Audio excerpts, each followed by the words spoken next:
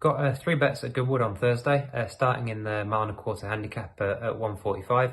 It's a good race. It's a competitive race as you'd expect for this meeting. The one that makes most appeal to me is Zabeel Champion, a horse trained by Mark Johnston, who just looks very progressive. He's won his last 2, both at Newmarket. The first was in a small field race back in June, and that's worked out well since. It's produced a couple of winners in behind.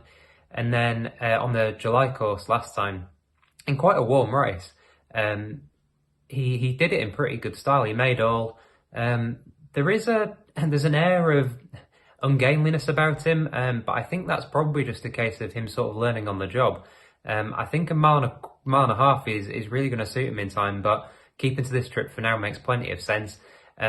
We saw on the opening day of this meeting what Mark Johnston trained horses can do from the front when they're let loose with the likes of Maidani. And I can see this playing out in a pretty similar fashion. There doesn't look to be any obvious front runners in opposition. So I can see Zabeel Champion getting a soft lead, kicking from the front and making all again. And for me, at around the 5-1 mark, I think he makes plenty of appeal.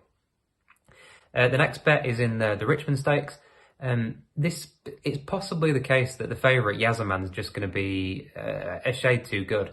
But I think 9-4 is probably about the right sort of price for him. And the one that I think is arguably a shade too big is Supremacy for Clive Cox. He's a horse that connections obviously think plenty of. He was sent off quite a short price on debut, as well backed at Windsor. Sent off a shorter price than Tuarsol, who came out and won the Woodcote Stakes on his next start. He was pretty green that day, but he sort of showed why connections had faith in him with his second start. He won, that was again at Windsor, in a fast time. He made all really impressively. There's much more to come from him. I think this sharp 6 furlong test is really going to suit him. He looks full of speed. And yeah, for me, Supremacy at the prices I think makes most appeal in this race. And finally, the third bet is in the Nassau Stakes, and it's Nazif. I can see why Fancy Blue is favourite. Obviously a progressive 3-year-old who won the Prix de Diane last time.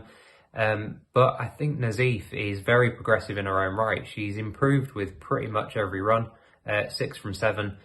It wasn't a deep renewal of the Falmouth Stakes that she won last time, but I thought she did it in really good style. I think there's probably going to be more to come from her stepping up to a mile and a quarter. She definitely shapes as though this sort of trip is going to suit. And on that basis, I think, you could definitely make a strong case for her being favourite rather than Fancy Blue. So at the prices, Nazif for me is the bet.